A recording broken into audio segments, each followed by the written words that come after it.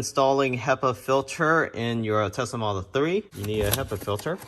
So this HEPA filter replacement for Model 3, flathead screwdriver, the prying tool, and we'll get at it.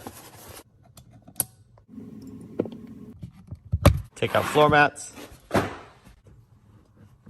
pull out panel, use your pry tool, start from the top, then work your way down. Remove the center console side panel on the passenger side, and there's your cabin filter. Remove power cable, get a torque wrench, unbolt that. Let's unbolt it, remove cover, you have access to your air filter. These are the HEPA filter.